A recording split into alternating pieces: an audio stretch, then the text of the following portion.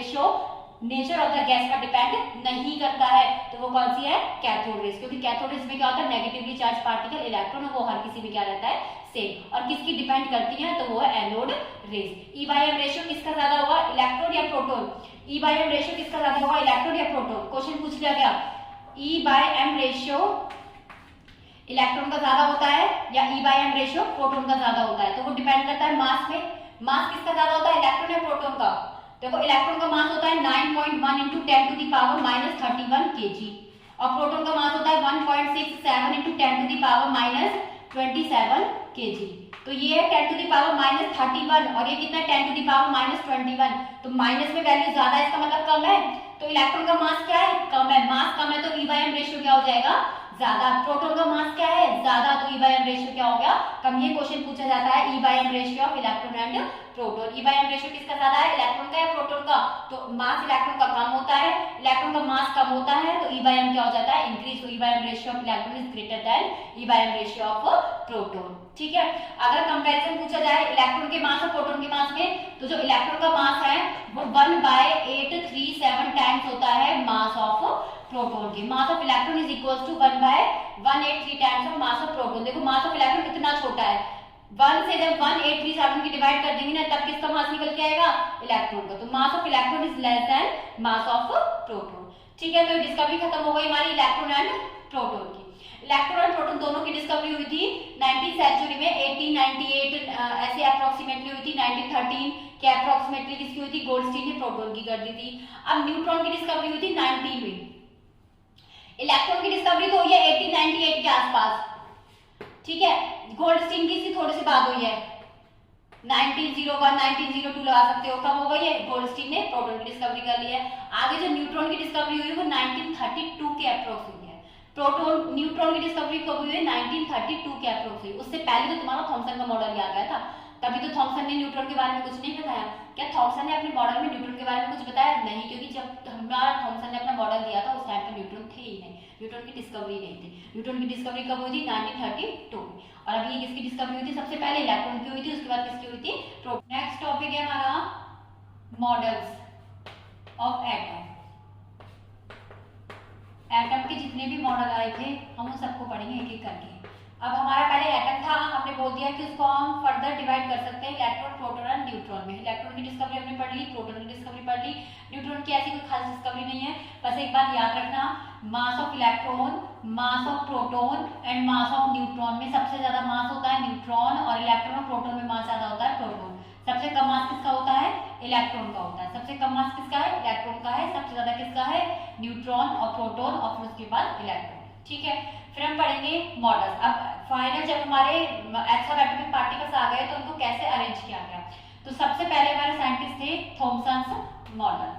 सबसे पहले हमारा जो मॉडल आया था वो है थॉमसन्स मॉडल। थॉमसन मॉडल का कोई इतना पॉपुलर मॉडल नहीं था, बस ऐसे ही नॉर्मली था, और इसको फिर बाद में डिसमिस भी कर दिया था। इनके अकॉर्डिंग क्या था, थॉमसन मॉडल के अकॉर्डिंग जो हमारा एटम होता है वो किसकी तरह है, एक वाटरमेलन की तरह है। अकॉर्डिंग टू थॉमसन जो हमारा एटम होता है वो स्फेरिकल शेप में होता है, जैसे कि वाटरमेलन होता है। और जो उसमें हमारा रेड पार्ट है, जो वाटरमेलन में रेड पार्ट होता है वो क्या है, पॉजिटिवली चार्ज है। जो वाटरमेलन में व्हाइट पार्ट होता है, जो पूरा स्प्रेड होता है, वो हमारा क्या है, पॉजिटिव चार्ज। और उसके अंदर जो सीड्स होते हैं, ब्लैक सीड्स होते हैं, और उसके अंदर जो ब्लैक सीड्स होते हैं वो हमारा क्या है, इलेक्ट्रॉन्स। थॉमसन ने बताया था कि जो हमारा एटम है वो एक वाटरमेलन की तरह होता है। जो उसमें रेड पार्ट है जो इवनली डिस्ट्रीब्यूट होता है पूरे वाटरमेलन में, वो हमारा क्या है, positively charge red part, positively charge. और जो उसमें ब्लैक सीड्स होते हैं वो हमारे क्या है, इलेक्ट्रॉन्स है। इन्होंने बताया कि जो एटम होता है वो इलेक्ट्रिकली न्यूट्रल होता है। एटम कैसा होता है, न्यूट्रल। और अगर एटम न्यूट्रल होगा तो एटम न्यूट्रल होने के लिए जितना इलेक्ट्रॉन का पॉजिटिव चार्ज होगा उतना ही क्या होगा, नेगेटिव चार्ज होगा। और जो पॉजिटिव चार्ज है वो यूनिफॉर्मली क्या होता है, डिस्ट्रीब्यूटेड, जैसे कि रेड पार्ट इन वाटरमेलन। और इलेक्ट्रॉन्स क्या होते हैं, एम्बेडेड होते हैं, जैसे कि वाटरमेलन में सीड्स होते हैं। पर इन्होंने एटम की स्टेबिलिटी के बारे में नहीं बताया, तो इस एटम रदरफोर्ड मॉडल सबने पढ़ रखा होगा इनके बारे में, तो Thomson's model, Rutherford model. Now what is Rutherford model. Rutherford का क्या मॉडल था, तो देखो इनके मॉडल को हम अल्फा स्कैटरिंग मॉडल भी बोलते हैं। ये पूछ लिया जाए क्वेश्चन में, what is alpha scattering model, कौन सा है अल्फा स्कैटरिंग मॉडल, या फिर अल्फा स्कैटरिंग मॉडल होता क्या है? तो रदरफोर्ड की मॉडल को हम क्या बोलते हैं? Alpha scattering model. देखो सबसे पहले कंस्ट्रक्शन क्या थी, उन्होंने एक्सपेरिमेंट करने के लिए क्या क्या कंस्ट्रक्ट किया। कंस्ट्रक्शन क्या है? सबसे पहले इन्होंने एक फ्लोरेसेंट स्क्रीन ली जो किसकी बनी है? ZNS की बनी है। उन्होंने क्या यूज किया? एक फ्लोरेसेंट स्क्रीन, ये हमारी फ्लोरेसेंट स्क्रीन ZNS, ठीक है। यहाँ पर इन्होंने यूज किया एक गोल्ड फॉइल, यहाँ पर यूज किया इन्होंने गोल्ड फॉइल, गोल्ड की फॉइल यूज किया है, ठीक है। यहाँ पे एक सोर्स है, यहाँ से क्या एमिट होते हैं? अल्फा पार्टिकल्स एमिट होते हैं। यहाँ पे कोई रेडियो एक्टिव एलिमेंट है जो किसका सोर्स है? Alpha particle, radio active substance जो किसका सोर्स है? Alpha particle. अल्फा पार्टिकल्स यहाँ से एमिट होंगे, गोल्ड फॉइल से स्ट्राइक करेंगे और फिर हमें कहाँ पे उनकी सिंटिलेशन मिलेगी, कहाँ पर उनकी चमक मिलेगी? इस ZNS की प्लेट पर। ये ZNS की फ्लोरेसेंट स्क्रीन है, यहाँ पर हमें क्या मिलती है? सिंटिलेशन, चमक मिलती है, ठीक है। अब जैसे ही रेडियो एक्टिव एलिमेंट को रखा तो इसने क्या प्रोड्यूस किया? यहाँ से कुछ अल्फा पार्टिकल्स की रेस निकली, यहाँ से क्या प्रोड्यूस हुई? अल्फा पार्टिकल्स की रेस प्रोड्यूस हुई। अल्फा पार्टिकल्स की रेस क्या प्रोड्यूस हुई? रेस प्रोड्यूस हुई।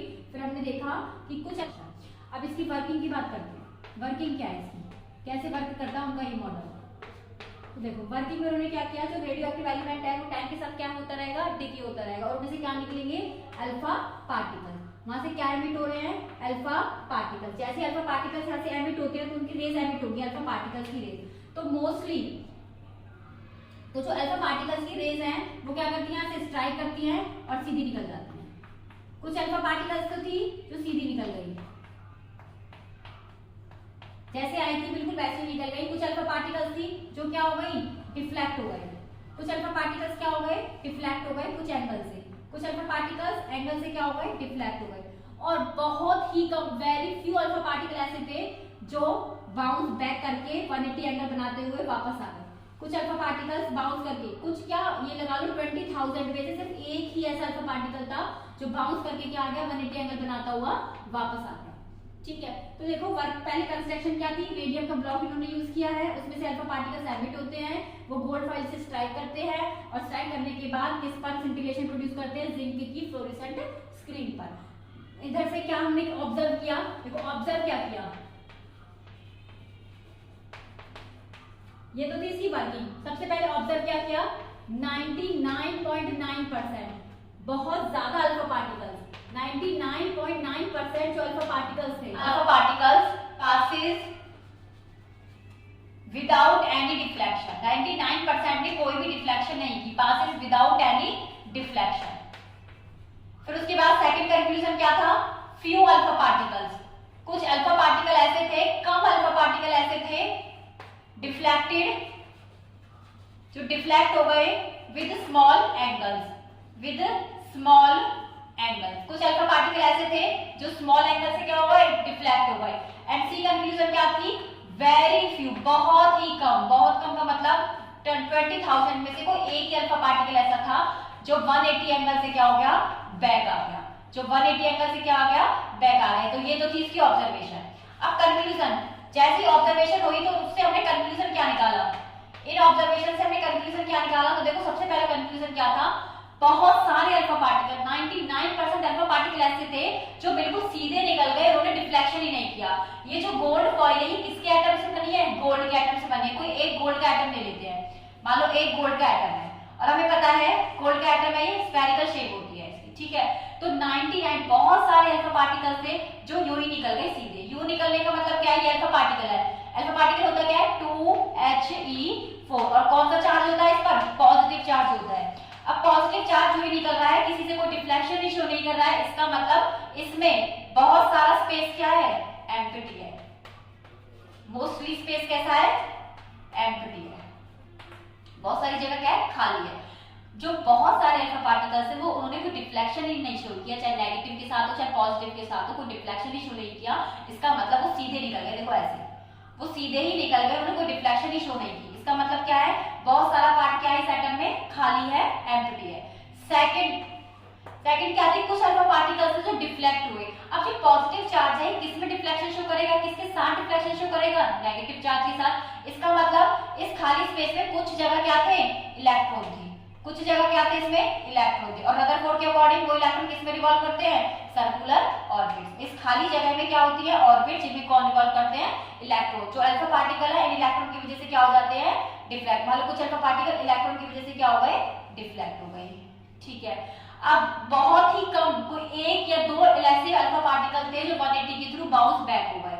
अब एक पॉजिटिव चार्ज अगर आ रहा है और वापस जा रहा है किसी से टकराने के बाद, मतलब रिपेल हो रहा है यहाँ से, इसका मतलब पॉजिटिव चार्ज के सामने कौन सा चार्ज होगा जिससे वो रिपेल हो रहा है, पॉजिटिव होगा भाई। पॉजिटिव चार्ज के सामने कौन सा चार्ज होगा, पॉजिटिव ही होगा, जिसकी वजह से रिपल्शन हुई और जो अल्फा पार्टिकल आए और ये बाउंस बैक होके वापस चलेगा 180 से। तो इससे ये तो कंफर्म हो गया कि पॉजिटिव चार्ज के सामने कौन सा चार्ज होगा, जरूर पॉजिटिव होगा। साथ में ये पॉजिटिव चार्ज बहुत ज्यादा हैवी है, ये कंफ्यूजन में कैसे निकाला, क्योंकि जो सामने से पार्टिकल आ रहा है अल्फा पार्टिकल, वो भी बहुत ज्यादा हैवी होता है। अब हैवी पार्टिकल के साथ कोई हैवी पार्टिकल टकराएगा तभी तो वो बाउंस होकर बैठ जाएगा।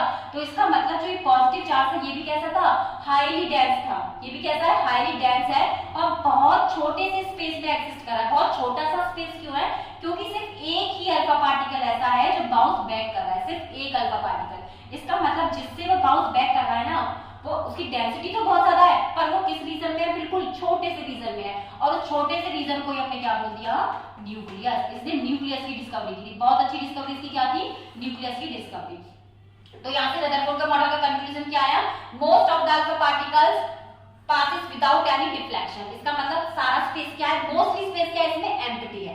ठीक है, फिर उसके बाद next thing, few alpha particle deflected, कुछ अल्फा पार्टिकल क्या थे, डिफ्लेक्ट कर रहे थे। अब पॉजिटिव चार्ज तो डिफ्लेक्शन किससे शो करेगा, नेगेटिव से शो करेगा, और नेगेटिव चार्ज के अंदर ही होगा, किसमें, सर्कुलर ऑर्बिट्स में थोड़ा थोड़ा नेगेटिव चार्ज होगा, जिसकी वजह से क्या होंगे एटम्स, अल्फा पार्टिकल के एटम डिफ्लेक्ट होते हैं। पर एक ही अल्फा पार्टिकल ऐसा था जो बाउंस बैक करके 180 से आया है, एक ही अल्फा पार्टिकल था। इसका मतलब इसका पॉजिटिव है, सामने वाले पर भी क्या होगा, पॉजिटिव होगा, तभी वो रिपेल होकर वापस आएगा। और वो जो पॉजिटिव चार्ज है वो छोटे से रीजन में, क्योंकि एक ही अल्फा पार्टिकल इसे डिफ्लेक्ट होकर वापस आ रहा है, बाकी सब सीधे निकल रहे हैं। और इसकी डेंसिटी बहुत ज्यादा है। डेंसिटी बहुत ज्यादा क्यों है इसकी, क्योंकि जो सामने से पार्टिकल आ रहा है वो भी कैसा, बहुत ही ज्यादा हैवी है। तो हैवी पार्टिकल किसी हैवी पार्टिकल से टकराकर वापस जाएगा। इसका मतलब जो ये हाईली डेंस रीजन है छोटे से पार्ट में, उसको हमने क्या बोला, न्यूक्लियस बोला। तो न्यूक्लियस की डिस्कवरी, क्वेश्चन पूछा गया न्यूक्लियस की डिस्कवरी किसने की, रदरफोर्ड ने की। और जो रदरफोर्ड का मॉडल था किसके जैसा था, ये क्वेश्चन पूछ लिया जाए, सोलर सिस्टम का मॉडल किससे रिजेंबल करता है, रदरफोर्ड के मॉडल से। क्वेश्चन आया पहला, सोलर सिस्टम का मॉडल किससे रिजेंबल करता है, रदरफोर्ड मॉडल से। फिर पूछा गया इसकी कंस्ट्रक्शन में हमने गोल्ड फॉइल ही क्यों यूज किया, अदर किसी मेटल की फॉइल यूज क्यों नहीं की, क्योंकि जो गोल्ड की फॉइल है वो कैसी होती है, मैलिएबल होती है, बहुत ज्यादा मैलिएबिलिटी है, इसकी हम बहुत थिन शीट बना सकते हैं। थिन शीट क्यों बना रहे हैं, क्योंकि जो अल्फा पार्टिकल है वो थिन शीट को इजीली क्या कर सकते हैं, पेनिट्रेट करके बाहर निकाल सकते हैं। तो इसलिए हमने किसकी फॉइल यूज की है, सिर्फ गोल्ड की यूज की है, क्योंकि इसकी मैलिएबिलिटी बहुत ज्यादा होती है, उसको इजीली हम थिन शीट्स में चेंज कर सकते हैं, जिसकी वजह से जो अल्फा पार्टिकल है उसको क्या करेंगे, डिफ्लेक्ट करके पेनिट्रेट करके आगे निकल जाएंगे। ठीक है, उसके बाद हमने इसमें फ्लोरोसेंट स्क्रीन लगाई है। फ्लोरोसेंट स्क्रीन किसकी बनी है, ZnS की बनी है। अल्फा पार्टिकल का फॉर्मूला क्या होता है, 2He4। अल्फा पार्टिकल का फॉर्मूला क्या है, 2He4। इसका एटॉमिक नंबर कितना होता है, 2, और मास नंबर कितना होता है, 4, और इसका सिंबल क्या होता है, अल्फा। ऑब्जर्वेशंस क्या थी, बहुत 99.9% पार्टिकल ऐसे थे जो विदाउट एनी डिफ्लेक्शन सीधे निकल गए। इसका मतलब उस रीजन क्या, वो रीजन कैसा था, खाली था, एम्प्टी था। पर एक ही अल्फा पार्टिकल ऐसा था जो बाउंस बैक करके वापस आ रहा है। इसका मतलब सामने एटम के अंदर एक हाईली डेंस रीजन है, बहुत छोटे से एरिया में, जिसका नाम क्या है, न्यूक्लियस। तो न्यूक्लियस की डिस्कवरी किसने की, रदरफोर्ड ने इसकी डिस्कवरी कर दी। ठीक है, आगे इसने क्या बताया, आगे इन्होंने बताया कि जो न्यूक्लियस की रेडियस होती है, जो न्यूक्लियस की रेडियस है वो कितनी है, 10 to the power -15 metre approx होती है। और जो एटम की न्यूक्लियस है वो कितनी है, 10 टू द पावर -10 मीटर। तो देखो 10 to the power -10, 10 to the power -15। इसका मतलब जो न्यूक्लियस है, या फिर हम बोल सकते हैं कि जो एटम है वो 10 टू द पावर 5 टाइम्स है रेडियस ऑफ न्यूक्लियस की। तो देखो कितनी बड़ी है न्यूक्लियस से एटम की रेडियस। अगर न्यूक्लियस की रेडियस 1 है तो एटम की रेडियस कितनी होगी, 10 टू द पावर 5। अगर कोई पूरा प्लेग्राउंड है राउंड शेप में, उसके अंदर एक बॉल रख दी जाए तो वो बॉल क्या है, न्यूक्लियस। और वो पूरा प्लेग्राउंड जितने एरिया में फैला हुआ है वो हमारा क्या हो जाएगा, एटम।